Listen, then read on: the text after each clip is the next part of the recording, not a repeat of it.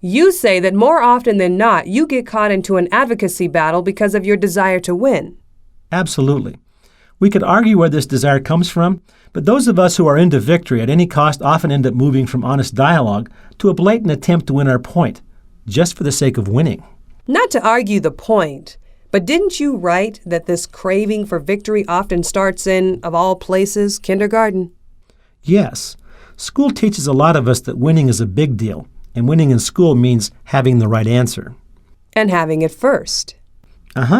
Victory in school is a game of seconds. If you're right but don't get called on before someone else has the right answer, you lose your chance to shine in front of your teacher. And you're saying that the approval for one's teacher is a big deal for children. I'll say, and in the words of the ringmaster, children of all ages. Of course, even better than being right first is being right after everyone else has been wrong.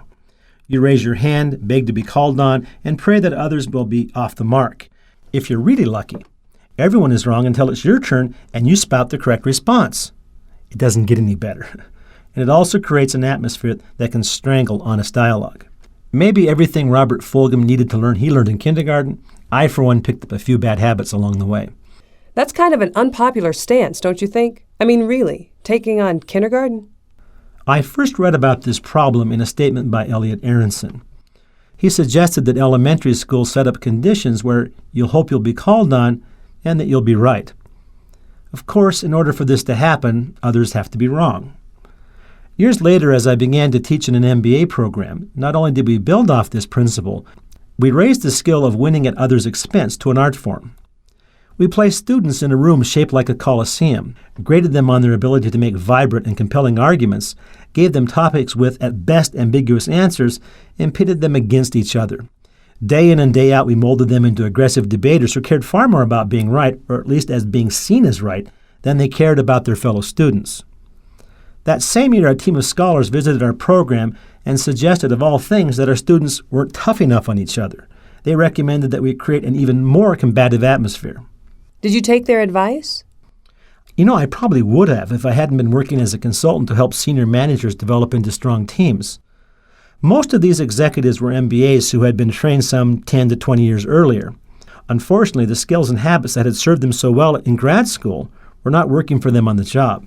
At school, they could rip apart a classmate and never have to really deal with the person again.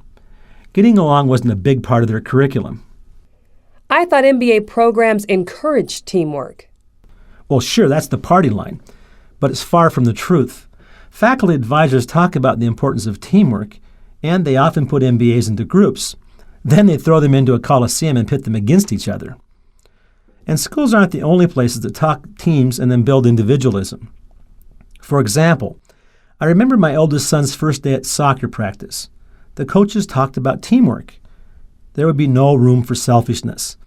And then they subtly and insidiously taught the opposite. It wasn't on purpose, of course, but that's exactly what happened. Here's how. Did they ever celebrate an assist? When someone made a great pass, did they shout and scream and get all excited? No. But hog the ball from a teammate, selfishly drive it up the field and make a goal, and they turned you into a hero. They literally picked up a kid and carried him off on their shoulders after doing just such a thing. And guess what? That was the end of teamwork. I'm not sure how this all fits into dialogue. What I'm talking about here is a combination of two forces. One, the absolute passion to win, and two, the desire to bring attention to yourself in so doing. When it comes to dialogue, these two make for a deadly combination. What makes you think that? Well, when you exit the MBA classroom or step off the playing field and walk into your typical corporate meeting room, winning at the expense of others destroys any hope for creating a functioning team. And possibly worse still, it doesn't create an atmosphere where accurate and complete information is shared and thrown into the pool of meaning. Dialogue requires mutual respect, a passion for the truth, and cares little for individual grandstanding.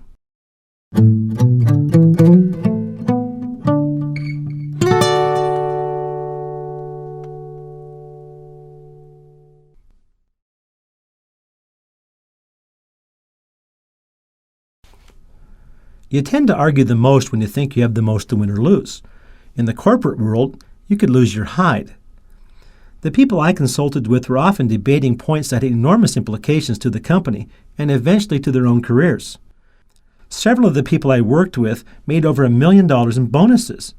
That's a lot to put at risk. And this had an impact on their routine dialogue skills? I'll say. People who seemed pleasant enough when talking about sports or family matters turned into aggressive, pushy, and often insulting debaters when the stakes rose. So the greater the stakes, the greater the need to win. For many of us. And the same is true when people feel committed to a value or to a philosophy.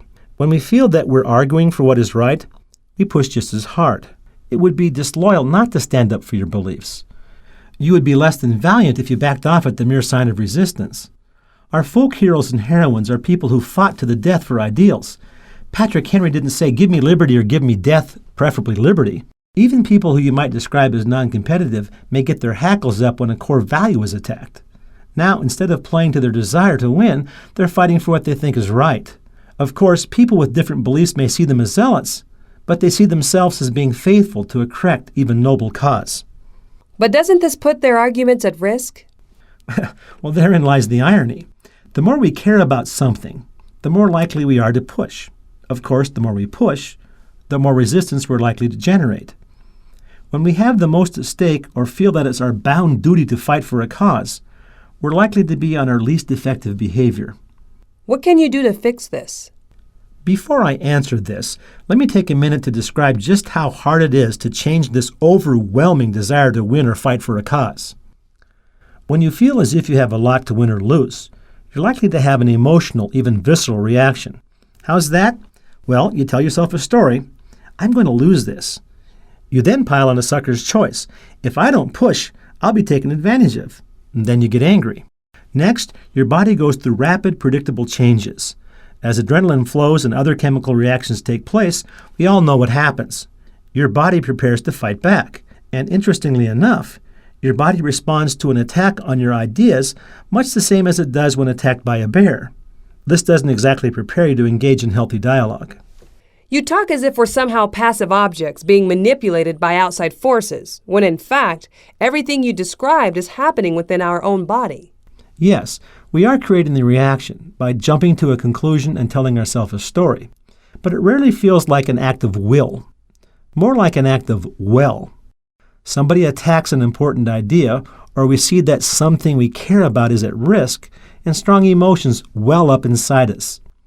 Somebody out there did something and your body simply pumped out the appropriate chemicals. It's hardly an act of will. Anyway, that's how it feels. So what's the solution here? Being forewarned is probably the best first step. Knowing that when you care the most, you might just be too forceful, well, that's half the battle. You've talked about a lot here. Could you remind me of some of your key points about routinely advocating your point of view? Done well, advocacy is tentative and invites others to express their views. It adds to the pool and encourages others to do the same. I've also identified 4 powerful forces that taint or even ruin our advocacy. They drive us to trying to win or force our ideas onto others. We enjoy exaggerating for effect. We want to win. We care about the stakes. We're fighting for a cause. Any one of these can turn us into an ineffective advocator. I've also suggested that these forces can create emotions that well up in us so quickly and violently that it can be hard to turn around. We have to exert our will to overcome the well. Knowing about the problem and agreeing to work on it can be half the battle. Learning to tell a new or better story is equally important. What steps can you take when you realize that you're falling off the path? You soften your tone, back off your hyperbole, move from trying to win to trying to add to the pool, and you do your best to make it safe for everyone to talk, not just you. And if you do it right, if you're lucky, if you're skilled, if the stars line up right, you're back in dialogue.